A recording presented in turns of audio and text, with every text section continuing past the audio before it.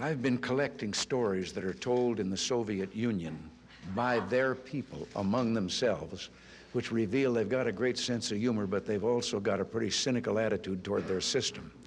And I told this one, Bill, you'll have to hear it again. I told it in the car. I didn't tell this one to Gorbachev. You know, there's a 10-year delay in the Soviet Union of delivery of an automobile. And only 1 out of 7 families in the Soviet Union own automobiles. There's a 10-year wait. And you go through quite a process when you're ready to buy, and then you put up the money in advance. And this happened to a fellow, and this is their story that they tell, this joke, that this man, he laid down his money, and then the fellow that was in charge said to him, okay, come back in 10 years and get your car.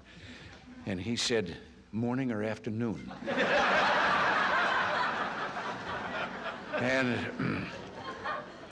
And the fellow behind the counter said, well, 10 years from now, what difference does it make? And he said, well, the plumber's coming in the morning.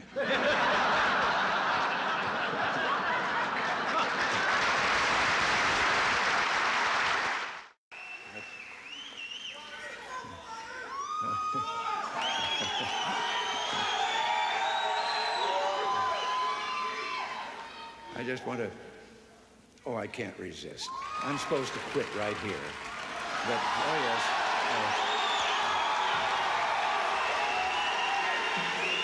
But in view of the 5 things that I just said, I don't know whether you know it or not, but I have a new hobby. I am collecting stories that I can actually prove are told among the Russian people. They make them up themselves, they tell them between themselves, reveals they got a great sense of humor, and they've also got a little cynical attitude about things in their country. And one of these stories, the one I'm going to tell you, I told to General Secretary Gorbachev, and he laughed. The story was an American and a Russian arguing about their 2 countries, and the American said, look, in my country, I can walk into the Oval Office, I can pound the president's desk and say, Mr. President, I don't like the way you're running our country. And the Russian said, I can do that. The American said, you can? He says, yes. I can go into the Kremlin, to the General Secretary's office, pound his desk and say, Mr. General Secretary, I don't like the way President Reagan's running his country. You know, less than 1 family out of 7 in the Soviet Union owns an automobile. Most of the automobiles are driven by the bureaucrats. The government furnishes them and drivers and so forth. So an order went out one day to the police that anyone caught speeding, anyone, no matter who, gets a ticket. Well, Gorbachev came out of his country home, his dacha. He was late getting to the Kremlin. There was his limousine and driver waiting. He told the driver to get in the back seat, he'd drive, and down the road he went. They passed 2 motorcycle cops. One took out after him. And pretty soon he's back with his buddy, and his buddy says, well, did you give him a ticket? And he said, no. Well, he said, why not? Oh, he said, they're too important. Well, he said, we're told to give anybody a ticket, no matter who it is. Oh, he said, no, this one was too, I could. Well, he said, who was it? He said, I couldn't recognize him, but his driver was Gorbachev. One of the more recent ones that I heard was about the man walking along the street at night, Moscow. Soviet soldier called to him to halt. He started to run. The soldier shot him. And another man said, why did you do that? Well, he said, curfew. Well, he said, it isn't curfew yet. He said, I know. He's a friend of mine. I know where he lives. He couldn't have made it.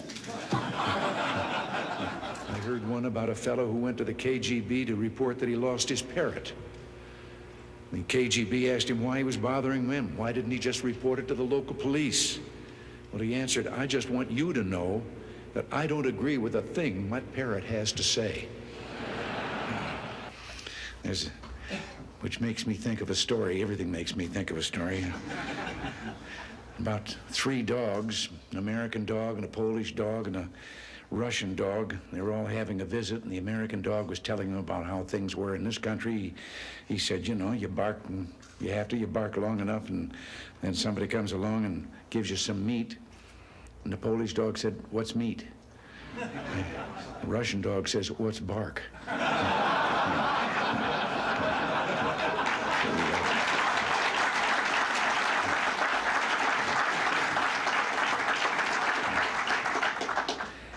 I have to interrupt right here and tell you that in one of my visits, I won't name him, I don't want to embarrass him, but one of the heads of state that I met with on this visit, he gave me one while I was on the way.